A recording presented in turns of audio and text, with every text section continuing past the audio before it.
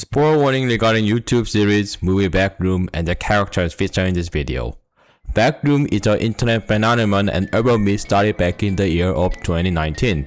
It featured a place called Backroom, the fictional location where it featured the empty living room with unnatural and touristic aspect. This aspect include, but are not limited to, bunch of rooms that weirdly and randomly connect with each other, objects being assimilated into the room wall, and the existence of some type of monster or entity that might act hostile to people who walk into Backroom. And the way you can get into Backroom is outright strange, and you can get into Backroom by just standing anywhere. Anyway, what I want to say is that Backroom is a place that you will obviously going to screw over if you get in, and it has become a powerful internet trend in past year.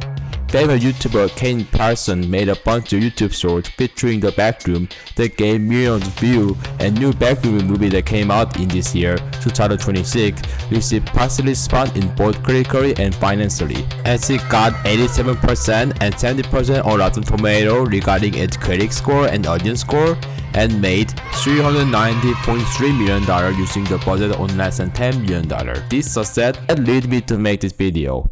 Which character that featured on that better will be bold enough to walk into Backroom? Who would be willing to get into Backroom in order to get stronger, prove themselves, or crazy bold enough to do that? So I listed out a bunch of characters who are willing to go into Backroom. So I start with Son Goku. Son Goku is the main character of Dragon Ball. Goku is a true warrior and fire by blood. He spent his time training to get stronger, not in order to hurt someone, but to make himself a better fighter. And I think if Son Goku heard about the Backroom, I would say he would be interested enough to check out the Backroom. He would be willing to go into the Backroom to train himself to see how powerful he can get. Also, Goku is not a stranger to training in the weird twisted place that has its own law of physics and time. For example, Goku trained in the hyperbolic time chamber, the location in Dragon Ball universe that usually has nothing except a blank empty space to train to get more powerful. It usually has its own laws of gravity and time that are different from your life. Heck, Goku even trained again in the afterlife when he died during Saiyan Saga and Cell Saga. To Goku, Backroom is a place to train, not a place to fear. Vegeta. If you are going to mention Goku, you will also have to bring up Vegeta. Vegeta is one of the main characters of Dragon Ball and is a rival to Goku. Similar to Goku, he is a true warrior by blood. He wanted to become more powerful, so he spent his time training and fighting. That tenacity allowed Vegeta to achieve Super Saiyan form, so he would not fall behind Goku when it comes to strength. Basically, he's a person who is extremely prideful, competitive, and aggressive to the point where Babidi could not control him. Anyway, I put Vegeta in the list due to his competitiveness. If Vegeta learns about Backroom, he will also get into Backroom to train himself to become more powerful. Heck, if he heard Goku is going, Vegeta will follow too.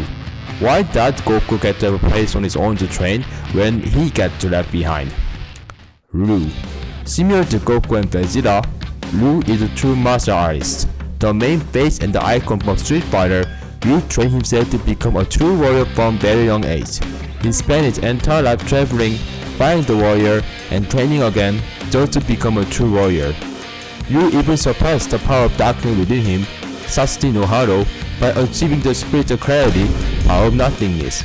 Basically, what I want to say is that Ryu is a person with a strong will and clear mind. Anyway, I'd say if you heard about the Backroom, he will be willing to go into the place in order to get more training. He wants to train, or at least willing to train at Backroom so he can transcend his current warrior status. The weird and twisted aspect of Backroom won't fear Ryu, as he already mastered his own demon, Sasuke no Hado. Akuma. Another villain and antagonist from the world of Street Fighter. Akuma is a forger Ryu. Unlike Ryu, Akuma has been swallowed by Sasuke no Hado. He fed meat to his own inner demon so he could get more powerful. By doing so, Akuma becomes extremely bloodthirsty, aggressive, and hungry for new opponents to fight. The whole point of Akuma's role in the part of Street Fighter is that he wants Ryu to become bloodthirsty like him so he can have a worthy opponent to fight. This evil aspect of Akuma led him to kinda kill his brother, Gouken. Of course, it seems like he kinda mellowed out during Street Fighter 6. Anyway, similar to Ryu, if Akuma heard about Backroom, he will be definitely going to Backroom to fight more powerful enemy. If Ryu is willing to go into Backroom so he can get more training, Akuma would do the same thing too, as Akuma is the root but 10 times more aggressive. Ash Ketchum. Ash Ketchum is a Pokemon trainer champion from Pokemon anime series. He dedicated his entire life to become friends with all Pokemon. In order to reach this goal, Ash spent his time traveling region to region, going out his way to find best number of Pokemon. Ash's career allowed him to visit at least 9 regions from Kanto to Gaia, and allowed him to meet with various Pokemon ranging from normal to legendary. That said, I put Ash on the list due to his willingness to go out to different regions to meet with more Pokemon. He is the one who willing to go out of his comfort zone to gain new experience. If Ash heard about Backroom and he think he might find Pokemon at Backroom, he would definitely be interested in going into Backroom. He even met with Dialga and Purgia, where former control time and later control space. So he already had experience with time and space being weirdly wrapped around him. So to Ash's point of view, Backroom will be nothing special. Raphael. Raphael is a red bandana turtle ninja from Teenage Mutant Ninja Turtle. In the vast multiverse of TMNT world, Raphael is usually described as super crude, burst-through-punch, late-field individual. His aggressiveness and recklessness led him to get in trouble with his other brothers, especially Leonardo. His combo with his ninja brother will lead Raphael to leave his brother and work as a solo so he can prove himself that he will be better off alone. I feel like this aspect of Raphael will lead him to get into the Backroom. He will gain the Backroom to prove that he is a worthy one out of all of his brothers. Of course, Raphael getting sick of his brother and leaving them behind, then learning about the lesson of brotherhood and getting back with his brother seems to be an ongoing story trope in TMNT story, like first 90 TMNT story and 2014 TMNT movie. So Raphael going to the Backroom, learning a lesson or two, and meeting his brother again could act as a normal day for TMNT. Also, TMNT has experience with going into different universes, so it will be not that weird day for them. The Predator.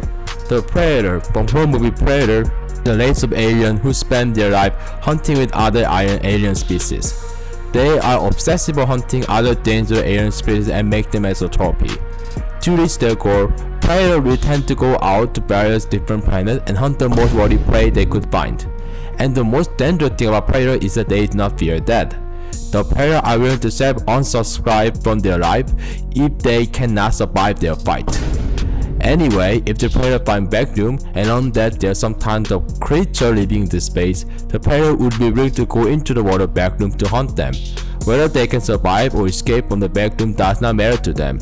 If they go in the Backroom and die, then the Predator will accept their fate. The Predator would doing the thing the Predator would desire the most, hunting the prey. Leonardo, the three-sword wielding and famous fire hunter of the Straw Hat crew from One Piece, is the one I decided to put on the list. Zoro is the one who wants to be the best swordsman in the world. To prove himself, Zoro left his home and went to the city to defeat the most powerful swordsman, Mihawk. Anyway, the one thing I want to say is, if Zoro heard about Backroom, and if he hears that there will be some type of swordsman living in the Backroom who wants to challenge him, I could see Zoro go in the Backroom to fight the swordsman. Zoro will fight his sword, so he would not ignore the challenge. That's sad. Another reason I put Zoro on the list is because Zoro has a terrible sense of direction. Zoro, for some reason, doesn't have a sense of direction, and once he goes out by himself, he absolutely uses his way. Heck, the reason why he became a power hunter to begin with is that he couldn't go back to his village after he set out to become a best swordsman ever. This aspect of Zoro using his direction became a occurring comedy in the narrative of One Piece.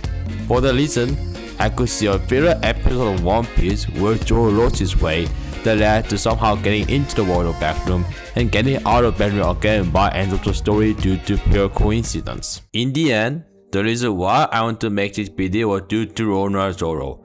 Zoro is one of my favorite characters from One Piece, and I know that he has the best sense of direction. But one day, a thought came into my mind, where it told me that Zoro would go into Backroom for no reason, then get out of Backroom for no reason due to his terrible sense of direction. Then it led me to make this video. Also, in the original draft, this video focused on which Death Bear character would be able to easily escape the Backroom. However, as I worked on the script, I realized that a bunch of characters that feature on Death Bear would be able to escape Backroom easily. If you are a Dragon Ball character who have a power teleport, then Backroom is no issue for them. So I changed the script to the one who will have no problem if they somehow stuck in the world of Backroom. But I realized that 90% of characters that covers on that battle are superhuman who spend their time in an unrealistic, supernatural environment. So the degree that they are dealing with would be different from one another, but I don't think the factor feature on Backroom would give them a serious threat to the point that it would ultimately harm them. In the end, I changed the script into the character who will be willing to go into the world of Backroom. For other script changes I did, I found this one to be most interesting to think about, and I do not think that this character would have a hard time stuck in the Backroom. If they somehow do get into the Backroom, I'm very sure that they probably get to live here at some point, because they probably been to this type of situation before. In the end, they are fictional characters who have a natural supernatural power, but at the same time, like mentioned before, they apply to almost every single character that features on that battle. Anyway, it's time to end the video. Thanks for watching.